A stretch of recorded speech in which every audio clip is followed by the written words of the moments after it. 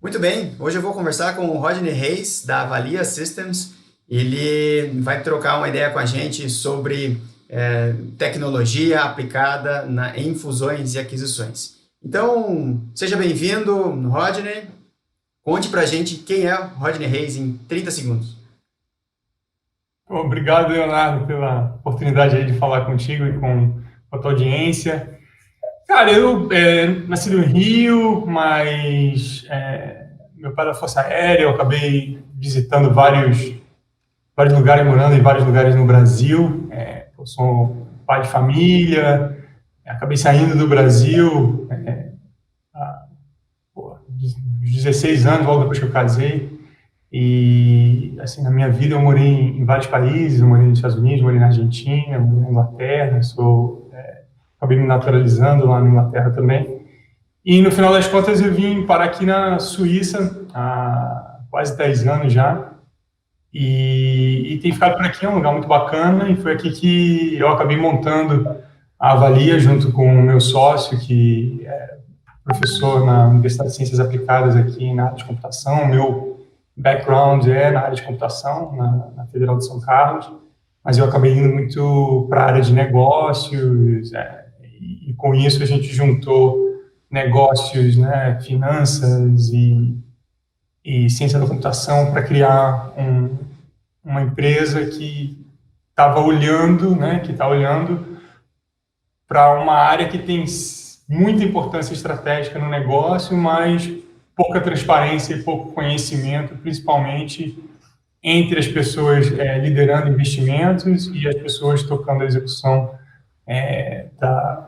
da parte de tecnologia. Tem uma dificuldade, às vezes, grande de entender um ao outro, entender o que está acontecendo e comunicar com clareza.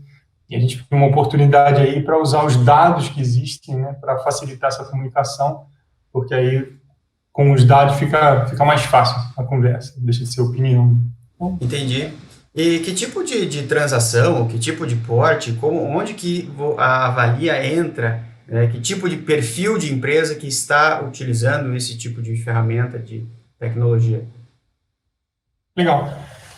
Assim, como é que a gente trabalha? A gente criou uma metodologia e um software para fazer análise de dados que são gerados durante a construção e a manutenção do ciclo de vida, né, de um sistema. Então, desde onde se controla as versões do código-fonte, de cada alteração daquele software, até sistemas que controlam quem vai fazer o quê, quanto tempo demora, qual é a prioridade para a qualidade. E como todas as empresas de software, das maiores às menores, acabam usando essas ferramentas hoje em dia, né, com o cloud computing, com a nuvem, com esses serviços SaaS, uma pequena empresa tem acesso aos mesmos recursos que uma empresa grande. Então, o ferramental acaba sendo muito uniforme. Isso ficou legal porque a gente consegue abordar desde grandes transações de bilhões, com mais de 1.000 pessoas numa equipe de desenvolvimento em múltiplos países. A gente acabou de fazer um projeto com um dos maiores private equity, uma empresa portfólio de um dos maiores private equity do mundo, assim, um projeto bem complexo, mas o ferramental é o mesmo, e do que às vezes a gente faz um acqui-hire, ou ajuda uma série A no venture capital, às vezes tem, sei lá, 10 pessoas, às vezes já teve 6 pessoas na área de tecnologia. E a gente aplica, logicamente, né, o esforço e a complexidade é menor, mas o ferramental escala desde o pequenininho até o gigantesco, para permitir trazer essas informações, esses dados. Poxa, olha, eles estão crescendo software com qualidade, olha, eles estão ganhando velocidade nas entregas, nas melhorias, ou não, eles estão demorando cada vez mais, está havendo cada vez mais bug. E aí, com isso, a gente consegue se aprofundar nas áreas específicas para trazer os insights, as informações, né, para poder ajudar quem vai comprar a melhorar a empresa. Porque você não compra, o investidor não compra a empresa para fazer a mesma coisa, né? Eles normalmente investem porque eles acreditam que pode crescer ainda mais, pode melhorar ainda mais, pode gerar ainda mais valor. E aí que a gente entra unindo, né, a parte de negócio com a parte de tecnologia, como é que a tecnologia pode entregar e o que está faltando, o que está impedindo essa entrega de valor aí, de financeira para o negócio. Entendi. Conta pra gente um caso de sucesso que vocês atuaram e principalmente as lições que vocês aprenderam e reforçaram o modelo de negócio de vocês. Cara, tem vários casos. É interessante porque assim, é difícil falar nomes, né? Mas aí Sim. no Brasil, por exemplo, que a gente tem público, a gente teve o caso da iFood, Movile, fazendo aquisição da PagZup, por exemplo, que é uma empresa de pagamentos. E assim, a iFood é uma empresa incrível, né? A Movile também, os caras são realmente fantásticos, tanto na parte de negócio quanto de computação, botando os dois juntos. E quando eles pegaram a PagZup, que era uma empresa muito relativamente pequena comparado com o tamanho do iFood, né? O iFood fazendo milhões de transações por mês, e o PagZup já existia há algum tempo, mas não tinha ganhado essa mesma escala que o iFood, né?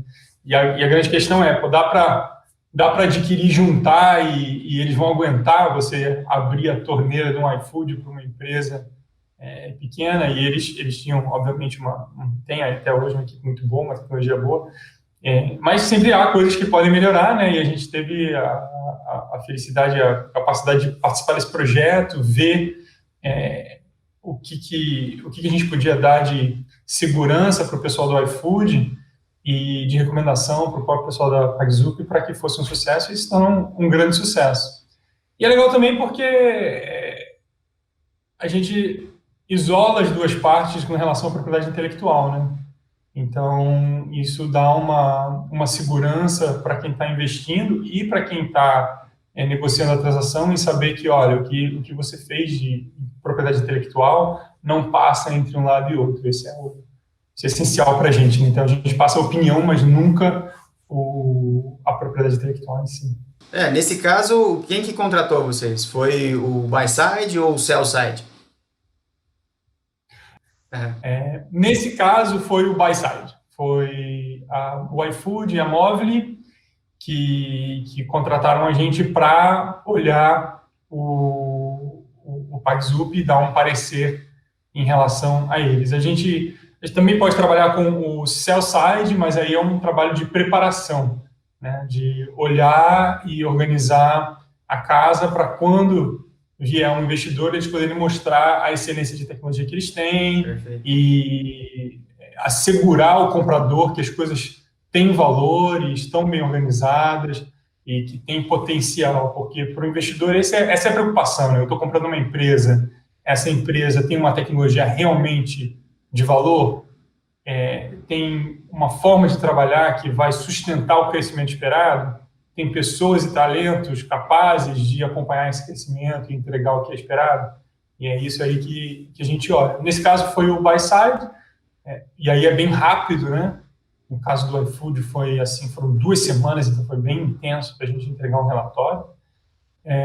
No caso de sell side, normalmente a gente tem um pouquinho mais de tempo, entra com quem vai vender, ajuda eles a preparar, acompanha, em algumas vezes essa preparação e ajuda na entrega.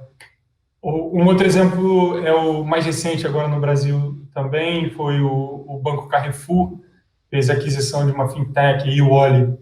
E aí foi legal porque a gente ajudou o Banco Carrefour a fazer essa avaliação da situação da Uoli, que também é uma empresa fenomenal, a tecnologia dos caras é world class, assim, muito, muito boa.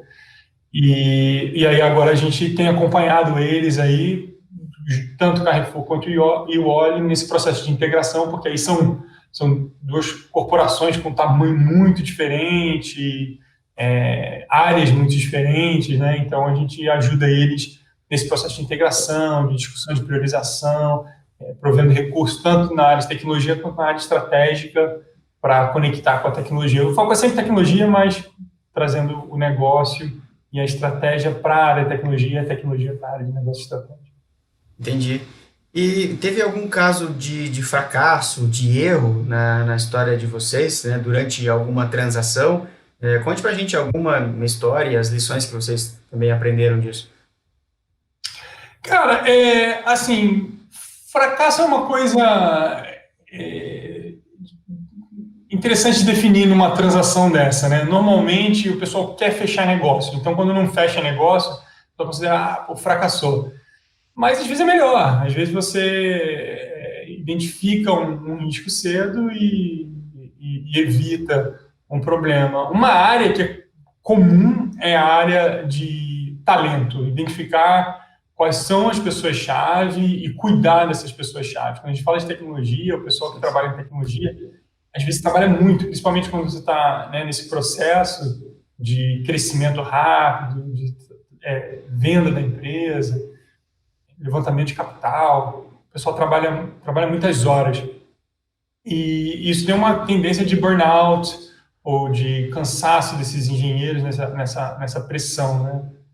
E é isso que a gente já viu algumas vezes. Teve um caso, por exemplo, e aí eu não posso dar nomes, mas um caso onde a corporação ia comprar uma startup até relativamente pequena e normalmente a gente tem acesso a todos os dados, não é complicado. Isso é uma preocupação que pô, você vai ter acesso aos dados, esses dados são privilegiados. A maioria das coisas já está na nuvem, é muito menos complicado do que se imagina. Muito poucas empresas têm uma fórmula secreta que nem o Google para te dar o ranking, entendeu? Normalmente são softwares que têm o que você está vendo na tela, como é que ele executa no final, alguma coisa de machine learning, inteligência artificial, mas isso tudo são em cima de teorias bem conhecidas. Então, é o que foi implementado que tem valor, não a ideia exatamente como é que foi feito que tem valor. E nesse caso era um grupo pequeno, o pessoal estava segurando a informação, e quando a gente conseguiu pegar a informação do que estava sendo feito num período maior, eles estavam dando um período curto. A gente viu que uma pessoa-chave tinha ido embora, tinha feito praticamente o sistema todo sozinho, e os outros ajudavam, e a saída dessa pessoa teve um impacto assim, muito forte. Uma pequena parte do sistema estava sendo atualizada durante um período de quase um ano, e no final das contas, obviamente, eles sabiam que aquela pessoa era importante, mas eles não tinham noção de quão importante, porque eles tinham meia dúzia de engenheiro trabalhando, de cientista da computação trabalhando no escritório. Pô, a pessoa chega cedo, sai tarde, como é que você vai saber que um cara está fazendo praticamente tudo e os outros estão só ajudando, né? Normalmente o pessoal não fica anunciando isso dessa maneira. E aí isso não foi a razão principal, mas com isso a gente conseguiu mostrar para a corporação que ia investir que o plano de crescimento deles precisava de mais investimento, tanto no valor de salário quanto no número de pessoas, e isso afetava a valorização da empresa, e deu a disciplina para o comprador para falar, cara, mais que isso, só se a empresa crescer mais rápido do que a gente imagina. E aí o deal acabou não saindo porque quem estava vendendo, não, falou, olha, eu quero tanto, se não me pagar tanto, eu não vendo. E o comprador falou, cara, para pagar tanto, eles não vão entregar, a gente vai perder o dinheiro. E aí acabou não saindo do dinheiro. Entendi. Muito bom. Mas um excelente insight, assim, tanto para os dois lados, né? Da importância de ter essa investigação e esse olhar mais aprofundado na tecnologia ali. E muito bom. Muito bem, então vamos para o bloco 2 agora. Nesse segundo bloco, a gente vai olhar para frente, vamos olhar a tendência, vamos olhar futuro. E utilizando toda a sua experiência, Rodney, que recomendações você daria para os empresários nesse momento? A gente está num momento especial, né, com essa crise do Covid. Eu acho que as coisas agora são muito curto prazo, né? E a necessidade principal é de manutenção, né, das empresas, dos empregos, para ajustar o que vai acontecer com a evolução dessa situação. Uma questão clara é a questão do trabalho remoto. Isso agora foi acelerado muito, né? E eu vejo que muitas corporações têm uma preocupação com as pessoas estão trabalhando, não estão trabalhando, horários e coisas assim. e eu acho que essa é uma oportunidade para mudar de paradigma, parar de focar no que está sendo colocado dentro exclusivamente, quantas horas e que horas, etc. E focar mais no que está no resultado esperado, nessa transparência e numa comunicação mais frequente, em vez de fazer vamos fazer um review anual, é usar a tecnologia que está disponível agora para...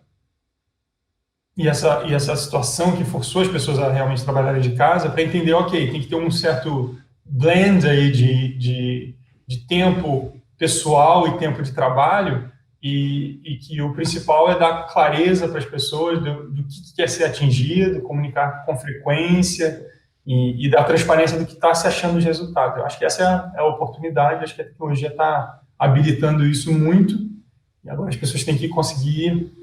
Algumas, obviamente, já estão lá, mas tem gente que ainda está naquele modelo, tem que estar no horário certo, tem que fazer um certo número de horas para uma certa coisa, e às vezes não é por aí, é mais pelo resultado, porque a situação obriga. Entendi. Muito bom. E, na tua visão, quais são os maiores erros que os advisors ou os empresários cometem nas transações entre empresas, nos deals de M&A? Cara, a gente é muito focado na área de tecnologia, né? Então, deals onde tecnologia é importante. Então, de forma geral, eu não posso comentar, mas quando envolve tecnologia, eu vejo alguns padrões. Um erro comum é simplesmente acreditar que a tecnologia vai funcionar e que tudo que dá errado é porque deu errado no negócio. Isso é uma coisa que eu ouço frequentemente. A gente compra assinante, não compra tecnologia. Isso é um erro fatal, porque se você olha para o Netflix, por exemplo, o Netflix começou streaming em 2007. O que torna o Netflix o sucesso que é hoje foi a tecnologia que eles desenvolveram. Aí você pode falar, tudo bem, teve uma queda na valorização ali quando a Apple e a Disney anunciaram que iam fazer. Mas teve um crescimento de 10.000% no valor da ação até chegar nesse ponto. A queda foi relativamente pequena, já se recuperou e ultrapassou, e demorou praticamente um ano entre o anúncio da Apple e da Disney que iria lançar até eles conseguirem lançar. Então, a quantidade de geração de assinante, de caixa, etc., não foi por conta de conteúdo. O Disney tinha mais conteúdo. Não é isso? Naquele momento. Então, agora não. Agora o Netflix, né, tem investido, eles já viram, os caras são fantásticos, viram lá de trás que seria uma situação que ia estar acontecendo e investiram nessa área de conteúdo, mas a tecnologia deles dominou. E aí você pode aplicar isso para vários setores. Você vai pegar o setor de turismo, que está com dificuldade agora, você vai ver uma diferença muito grande em quem consegue se organizar e otimizar em cima de tecnologia e quem está para trás vai depender de apoio governamental. Então, eu acho que o principal erro assim, dos advisors e dos gestores é achar que a tecnologia não tem impacto. Tem muito impacto. E achar que a tecnologia vai funcionar. Não necessariamente. E, por outro lado, se você identificar esses riscos antes, você primeiro consegue saber, ok, vai ou não vai, e segundo consegue saber, vai atrasar um pouco. Se atrasar um pouco, tem um certo impacto nesse plano de negócio. Vale a pena investir, dá para reduzir. Essa discussão é informada, ao invés de fazer um investimento às cegas, porque está todo mundo querendo agora entrar, está todo mundo ficando mais ciente da importância da tecnologia, está todo mundo querendo fazer aquisições, né, investimentos na área de tecnologia, e eles ainda estão num paradigma onde eu estou olhando aqui fluxo de caixa e não estou entendendo que a tecnologia é um ativo que, por ser intangível, é invisível. Você não compraria um prédio caindo aos pedaços. Você olharia o prédio por dentro por fora e falaria, esse prédio vai me dar receita. Em compensação, o pessoal compra a tecnologia e não sabe se a tecnologia está caindo aos pedaços. Não eles assumem, se tem gente morando no prédio e pagando aluguel, quer dizer que o prédio está bom. Não necessariamente. Não necessariamente. É a mesma coisa com a tecnologia. Tem gente usando e quer dizer que está bom. Não, cara. De repente consegue ir até um certo limite. Eu sempre falo para os clientes, você tinha um telefone daqueles Nokia ou Motorola, e eles eram ótimos. Aí teve um dia que ele deixou de ser ótimo e passou a ser inútil. Não foi assim gradualmente, foi de 1 para 0. Foi em 2007. Não, mas chegou um momento, e aí cada um teve o seu momento, tem um momento que você troca, nunca mais você vai voltar para um telefone daquele. Sim. E a mesma coisa com a tecnologia. Se a tecnologia está obsoleta, você tem um monte de usuário. Aí tem uma hora que acabou. Aquilo não serve mais. E se a tecnologia não for atualizada, acabou. Aquele ativo todo vira pó. E se as pessoas não têm noção disso, elas estão fazendo um investimento de forma muito arriscada. Muito importante esse insight e esse comentário, né, muito pertinente, porque eu também vejo essa situação, essa analogia que você falou do prédio, ela é bem interessante, né? Os empresários comprando as empresas, às vezes, tem assinante, tem usuário, tem equipe, tem receita, tá tudo certo. Mas é difícil enxergar a tecnologia pegar ela, vamos falar assim, né? Como você falou do prédio. E aí assume-se que ela vai continuar funcionando, mas não é o caso como você está contando, né? Perfeito. E olhando para frente do seu ponto de vista, que perspectivas que você vê para o mercado de fusões e aquisições em tecnologia, né? Já que é a tua especialidade, o que você vê de perspectivas aí para os próximos anos? Cara, eu acho assim que vai ser excelente, porque quem ainda não tinha se dado conta que a tecnologia é uma área estratégica, se não entendeu até agora, vai sair sim. Vai deixar de existir. E se entendeu, vai começar a agir. Então, acho que vai ter muita ação, muita atividade, muita consolidação, para o pessoal ganhar essa capacidade de execução. E a verdade é que falta talento no mercado. Não tem gente suficiente para implementar e executar tudo que tem potencial para ser executado. Então, vai ser uma forma rápida de conseguir competência e tecnologia através de aquisições, e eu acho que vai ter muita aquisição rolando. Porque é uma questão de time to market. Você tem que recrutar, definir, aprender, construir um software, ou você pegar e comprar uma empresa que já fez tudo isso, é a diferença entre você estar no mercado ou chegar quando a festa acabou. Show de bola, fantástico. Muito bons esses insights. Então, vamos agora para o bloco 3, onde a gente vai fazer um bate-bola aí com algumas recomendações.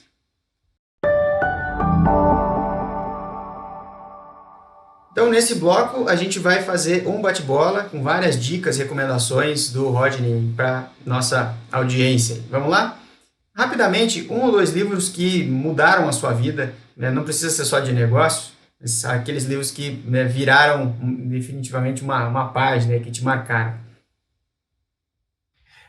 Tem uma área para mim que é muito interessante, é a área de gestão e liderança. Toda a questão da área de tecnologia, o pessoal fala muito de desenvolvimento ágil. Quando você vai em cima do desenvolvimento ágil, ele está fundamentado num paradigma de autogestão. É um paradigma onde as pessoas que estão trabalhando juntas, por saberem melhor o que fazer, elas têm que ser capazes de tomar decisões. O que é diferente de uma mentalidade mais industrial, onde o supervisor sabe mais do que está sendo supervisionado, e o gerente sabe mais do que o supervisor, e assim por diante. Então, aqui há uma inversão. Quem executa sabe mais do que quem decide. É por isso que essa questão da autogestão está nos times ágeis, onde os times ágeis podem tomar decisão. Aí tem um livro para mim que é fenomenal, chama Creative Experience, uma autora chama Mary Follett. É um livro, tem mais de 100 anos, é o livro mais radical, no sentido positivo, assim, mais progressista, né, mais avançado na questão de gestão que eu já li bastante livro nessa área. E eu acho que o principal problema é que a autora era uma mulher, não tempo onde as mulheres tinham uma voz muito menor do que hoje em dia, que ainda está longe de ser o ideal. Mas o livro dela é fantástico. Então, esse livro, para mim, é um livro fenomenal, porque ele fala com muita clareza o que é a questão da relação humana no trabalho e como essa relação humana pode ajudar na criação e na criatividade, que é o valor essencial da área de software, né? Você poder pegar um processo que existe e transformar aquilo em digital e, com isso, jogar o custo a quase zero e multiplicar a capacidade de entrega daquilo de forma quase infinita, né? Então, você olha um Facebook atendendo aí 2 bilhões de pessoas ou mais, é um troço surreal, né? Em cima de uma ideia, de um conceito. Aí você vai para Google, vai para vários outros em escalas menores, né? O próprio iFood que a gente estava falando entrega, sei lá, mais de 20 milhões de pedidos todo mês. É uma coisa fantástica. E essa questão da criatividade, ela só existe se não há uma relação de opressão entre as pessoas. Se há uma segurança emocional, se há uma liberdade de arriscar, de tentar, de corrigir, de conversar. E quando as pessoas entendem isso, aí sim elas vão ser capazes de fazer uma gestão da tecnologia que vai além da pura eficiência. Eu quero cortar 2%, 3% de custo, que também tem seu valor. E aí você entra numa transformação maior, que é aí que fica um outro livro que eu gosto muito, aquele Innovator's Dilemma, né, do Clayton Christensen, que fala exatamente isso, a questão de você poder fazer uma pequena melhoria de curto prazo, acaba sempre ganhando e você poder tomar um risco e que pode te dar um retorno muito maior a longo prazo, mas é muito mais incerto. Então, eu colocaria esses 2 livros, Creative Experience e o Innovator's Dilemma. Tá ótimo. Depois eu vou deixar um link aqui para o pessoal acessar e procurar essa bibliografia, muito bom. 2 ou 3 setores que você acredita que vão bombar ou vão subir, né, daqui a alguns anos?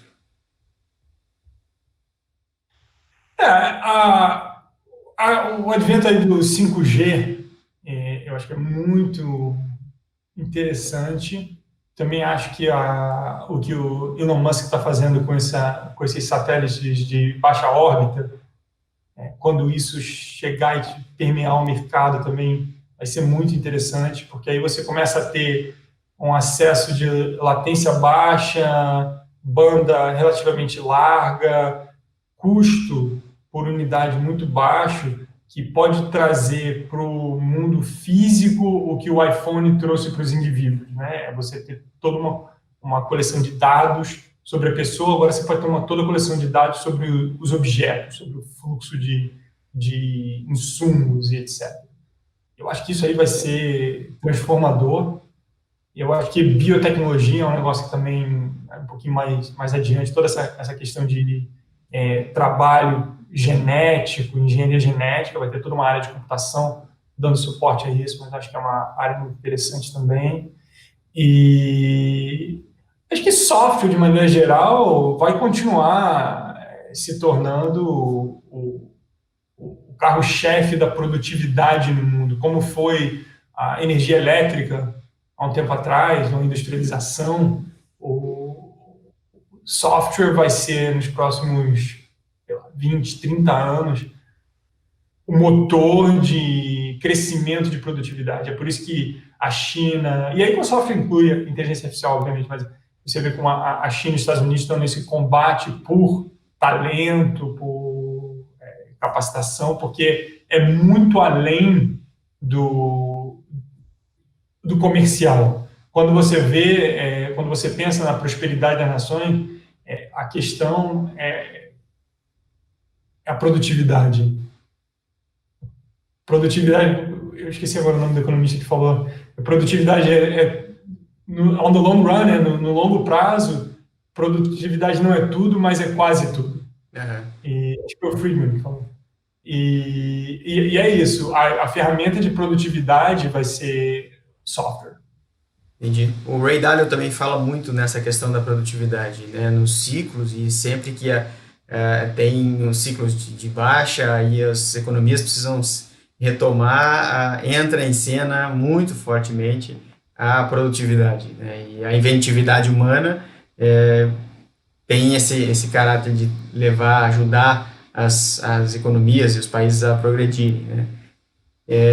E dois a três E setores. o software, a barreira de entrada é muito pequena, né, cara? Você Sim. precisa ter um computador, que hoje em dia é muito barato, Aham. ativamente. Acesso à internet está ficando pervasivo por todas as áreas, né? Tem por todo lugar. E o conhecimento de transformar uma ideia num sistema que, pô, uma criança consegue fazer. Então, o potencial humano, quando você começa a expandir isso para dentro da China, da Índia, da África, do Brasil. Então, hoje em dia, a Califórnia, os Estados Unidos domina muito essa área, uma costa oeste, Seattle e tal, por uma questão de disponibilidade de capital.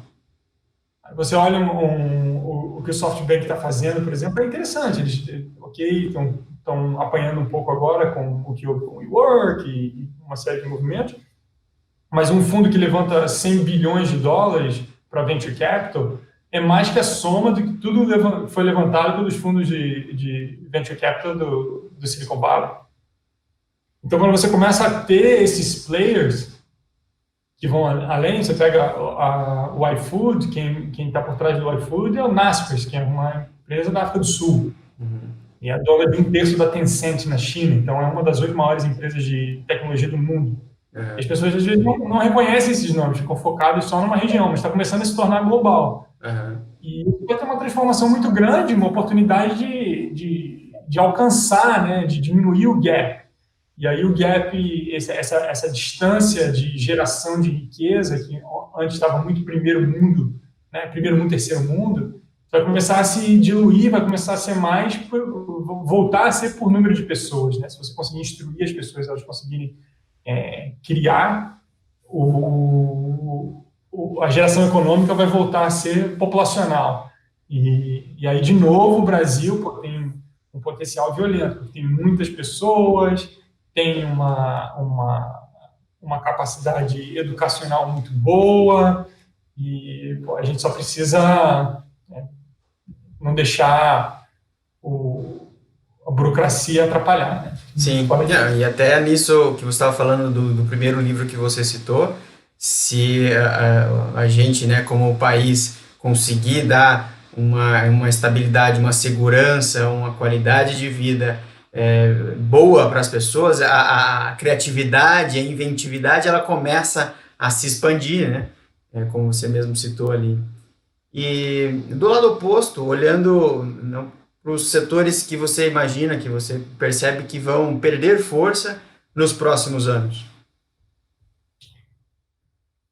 Cara, eu acho que, assim, curto prazo, turismo é óbvio, né? Tá sofrendo muito, vai ser muito difícil e é uma área importante, então acho que essa área de turismo vai sofrer bastante. Acho que mais longo prazo, a indústria de alimentos vai ter, principalmente carne, tudo que consome muito recurso natural, acho que vai ter um questionamento grande em relação a isso. E eu acho que vai ter algum impacto. Tem um crescimento populacional né, uma geração de riqueza que puxa isso, mas eu vejo, por exemplo, uma coisa como a carne, como o petróleo. Se você falasse alguns anos atrás, o petróleo estava, sei lá, 100 e tanto barril, e alguém falasse que ia bater menos 40, as pessoas falam assim, enlouqueceu, nunca vai acontecer, porque a demanda populacional, o crescimento, etc. E aí, foi uma exceção o Covid. Não, está rolando há muito tempo essa questão de vírus e contaminação. Já teve a questão da febre suína, por exemplo, gripe suína, gripe aviária, né? E as pessoas, junto com o isolamento, vem uma consciência de que... Aí vem o caso da Tesla, por exemplo, realmente quebrando o paradigma com um carro elétrico, e as pessoas falam, pô, o carro elétrico é legal, polui menos, começa a ser cool, começa a virar mainstream, né? Começa a virar moda, se você quiser, mas começa, tendência, né? As pessoas começam a buscar e aspirar isso. E isso transforma. E eu acho que a carne vai acontecer alguma coisa similar. As pessoas vão começar a olhar e falar, cara, quantos litros de água eu preciso para 1 quilo de carne? Quanto a área, né, de produção? E aí vai começar a ficar cada vez mais cool. E aí vem o Impossible Burger, né, que está fazendo uma coisa muito, muito bacana.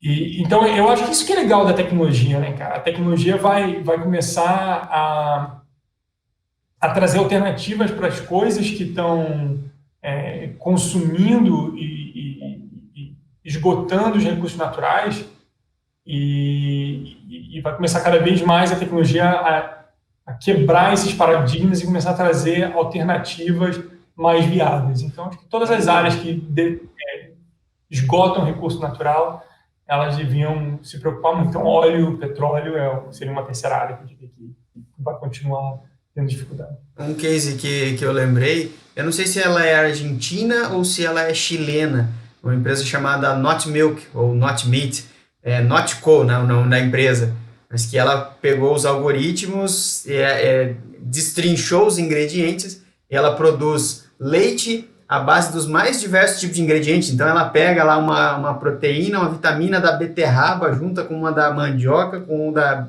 jabuticaba e produz uma carne com a mesma textura, o mesmo sabor, e ela usou toda a tecnologia para criar um subproduto a partir de matéria-prima, de insumos naturais. Então, eles uniram essas duas coisas que você está falando, e é muito interessante realmente olhar para um futuro mais longo prazo, questionar também o setor de alimento, que já está acontecendo, essa junção de tecnologia versus tendência, e muito bom, excelente insight aí. Eu acho que a grande valorização das coisas, e aí é que, de novo, voltando para os empresários, para os gestores, para os advisors, né? O pessoal vai olhar sempre muito pelo ângulo do negócio. E se eles entenderem que a criação, não só a utilização da tecnologia, porque o pessoal que está realmente coletando maior parte do valor, está ganhando muito, é o pessoal que está criando, não está só usando a tecnologia, está criando tecnologia. E é essa criação da tecnologia que acaba virando um padrão de fato, e aí acaba ou dominando o mercado, ou sendo distribuída para ser utilizada por outros no mercado. E é esse pessoal que está ganhando mais escala, porque a tecnologia tem essa habilidade de escalar de uma forma muito mais rápida e com um custo muito mais baixo do que... E aqui, quando eu falo tecnologia, eu estou falando de software, mas também o hardware está se transformando nisso, né? Você vê que um Arduino, um PC do tamanho do seu dedão, é muito barato hoje em dia. Então, a questão da tecnologia, software, mas também indo para hardware, está se expandindo muito rápido e as pessoas ainda têm uma visão do mundo que não entendem que é isso que vai gerar retornos extraordinários. E a hora que eles começarem a se informar e falar, mas espera aí, deixa eu entender a tua competência nisso aqui, deixa eu entender como você vai sustentar isso aqui, aonde está o valor disso aqui, eles vão conseguir entender melhor se dá para gerar muito valor ou não. E outra coisa é a ambição, né, cara? Eu acho que a ambição de quem está criando as tecnologias, o Sir Tim Berners-Lee, lá, o cara que criou na internet, se você quiser, Uhum. Tem uma entrevista com ele que é muito legal. Eles falam, quando você criou, né, o HTML, os padrões web iniciais lá, você imaginou que a internet ia ser o que seria? Ele falou, cara, não, eu não imaginei, mas eu desenhei para que fosse possível que isso acontecesse. E esse é o mindset, né? Se as pessoas estão resolvendo um problema imediato, mas de uma forma que seja possível crescer, escalar e entregar muito mais valor, aí você tem um potencial de crescimento muito grande, né? Uhum. Em geração de valor muito grande. Entendi. Muito bom. E se você tivesse que eleger de 1 a 3 mentores para orientar a sua carreira, quem seriam eles? Cara, isso é interessante. Na verdade, eu tenho vários mentores, né? Ótimo. E na empresa a gente tem um advisory board, e aí tem pessoas de várias áreas, tanto na área de negócio quanto na área de tecnologia. Então, tem gente que estudou comigo, como o Alexandre Castro Alves, que está lá nos Estados Unidos, pô, um dos grandes crânios de inteligência artificial. Tem gente que eu estudei como o Stuart Reed, que está lá nos Estados Unidos também, e foi um professor de inovação e marketing. E outras pessoas fantásticas, a Silke Minsky, que é na área de liderança, o Sanjeev na área de engenharia, o Michel na área de fusões e aquisições. Então, eu tenho um grupo que já me guia muito, que são pessoas que eu vou quando tenho uma questão e pergunto para eles. E eu acho que isso é uma oportunidade que muita gente perde. Se você parar para pensar e falar, cara, quem que eu conheço que sabe muito de alguma coisa? Você ligar para essa pessoa e falar, olha, eu estou tentando fazer tal coisa, eu estou trabalhando em tal coisa, e eu tenho uma questão para você. O que você acha sobre isso? 99% das pessoas vai te ajudar. Uhum. E vão te ajudar. E por algum motivo as pessoas não têm feito isso. E eu acho que é um desperdício. É um desperdício.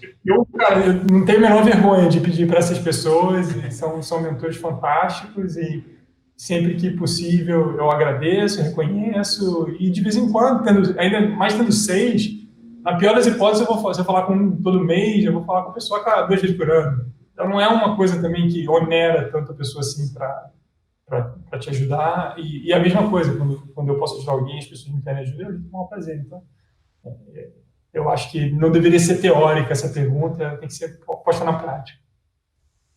Muito bom. Beleza. Chegamos então ao fim desse episódio. E, Rodney, muito obrigado pela sua presença, pelos insights, os casos que você contou. Eu acho que a gente aprendeu bastante coisas aqui. E muito obrigado pela sua participação aqui conosco.